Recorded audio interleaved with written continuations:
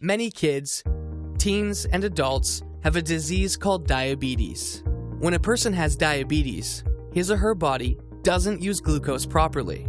Glucose is a substance that provides energy to your body's cells. Glucose comes from our food, giving people energy to grow, think, work, and play.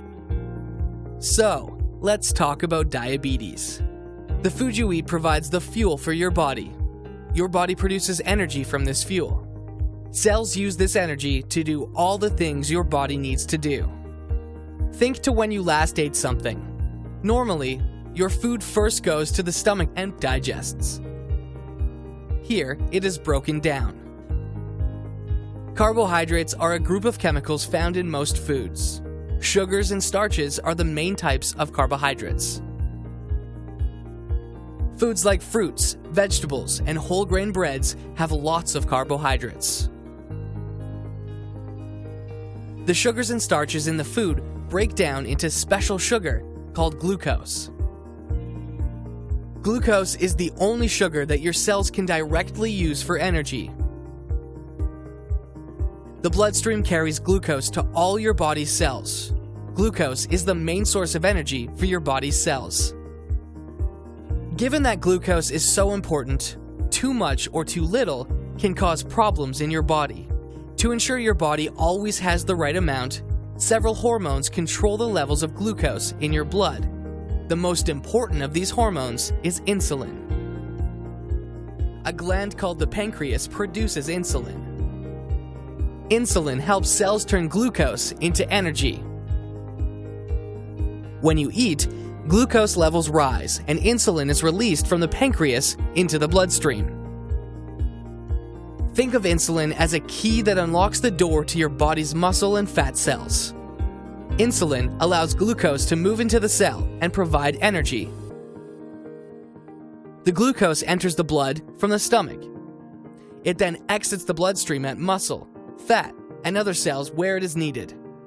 When working properly, insulin allows the body to regulate glucose levels in the bloodstream.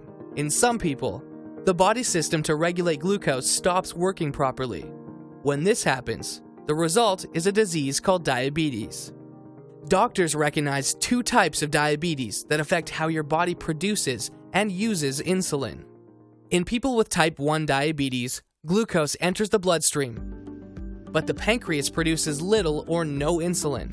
Without insulin, the cell doors stay closed. Glucose can't enter cells, so the levels of glucose increase in the bloodstream. Scientists don't know the exact cause of type 1 diabetes. What they do know is that the body's immune system, which usually attacks harmful viruses and bacteria, instead begins to attack and destroy beta cells in the pancreas. Beta cells make insulin. Let's play diabetes fact or fiction. People with type 1 diabetes are not able to participate in sports. Is this fact or fiction? This is fiction. The fact is that many different people with diabetes compete in many different kinds of sports, some at very high levels. Type 1 diabetes is not a contagious disease. You can't catch it from somebody else. Type 1 diabetes is an autoimmune disease that cannot be prevented. However, it can be controlled by taking insulin, monitoring blood sugar levels, counting carbohydrates, eating healthy foods, and by exercising. In people with type 2 diabetes, the body produces insulin, but the body cells don't respond to the insulin the body is producing. Type 2 diabetes develops when the body becomes resistant to insulin. This also causes glucose levels to increase in the bloodstream. Insulin resistance is the basic cause of type 2 diabetes. Scientists aren't exactly sure why cells become resistant to insulin, although family history and lifestyle are important factors. Type 2 diabetes is much more common than type 1 diabetes. Let's talk more about type 2 diabetes. Let's play diabetes fact or fiction. You can get diabetes by eating food with too much sugar in it. Is this fact or fiction? This is partly fiction. The fact is that type 1 diabetes is caused by genetics and other unknown factors, while type 2 is caused by genetics and lifestyle factors. Lifestyle factors may include too much sugar in the diet.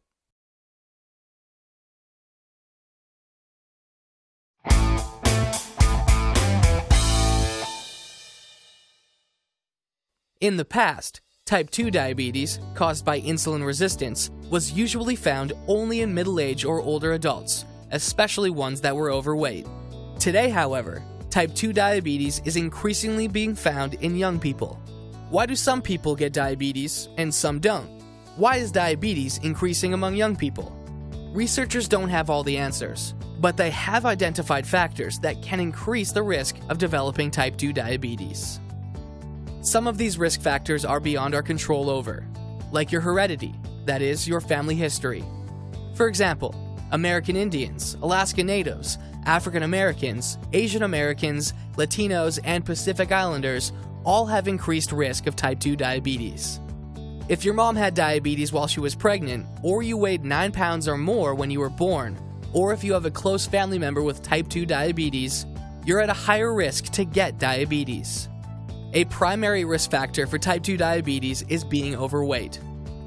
The more fatty tissue you have in your body, the more resistant your body becomes to insulin.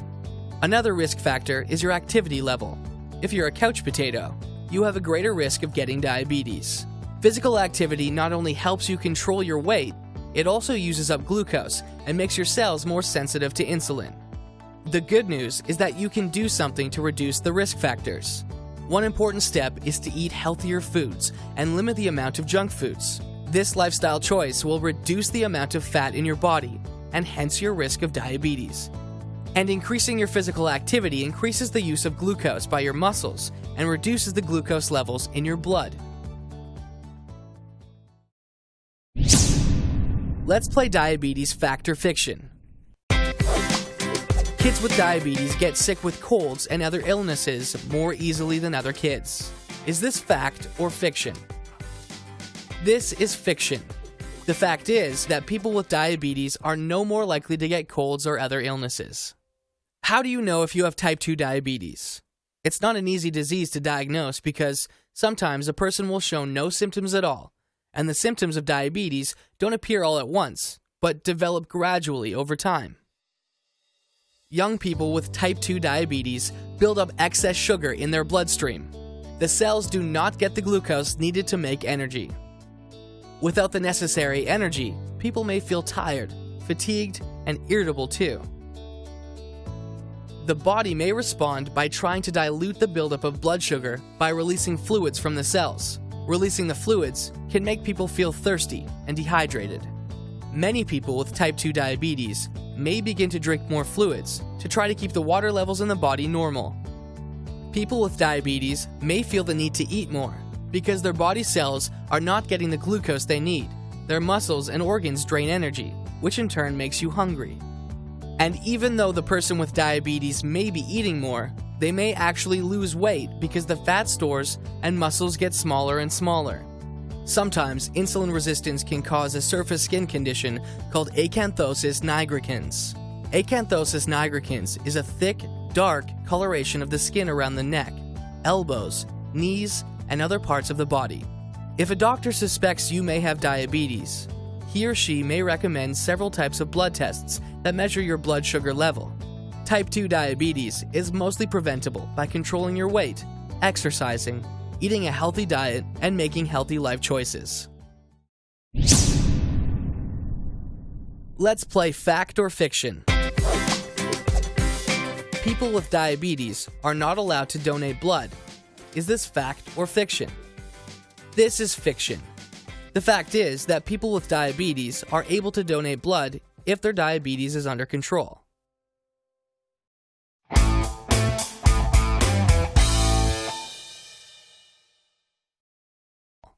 The overall goal in treating diabetes is to maintain blood sugar levels at a normal level.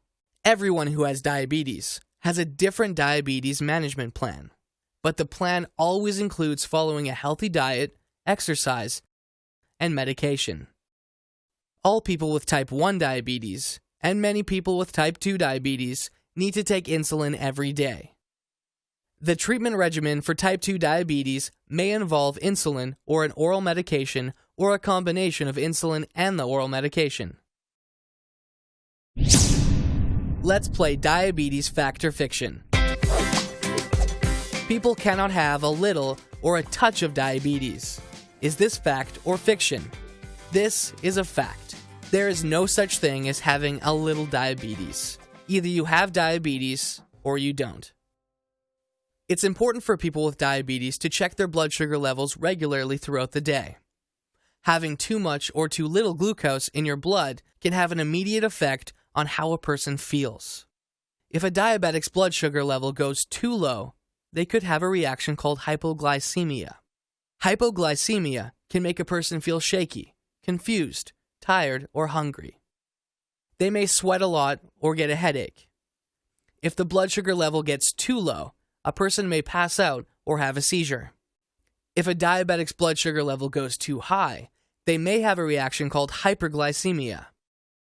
Hyperglycemia can make you thirsty, cause headaches, fatigue, and even blurred vision. In the long run, if a person doesn't control his or her blood sugar levels, diabetes can lead to damage of body tissues. The excess sugar in the bloodstream damages vessels that carry blood to important organs, like the heart, kidneys, eyes, and nerves. The result can lead to a stroke, kidney disease, vision, and nerve problems. So, now you know more about diabetes and understand that it's a disease in which your body does not use glucose properly.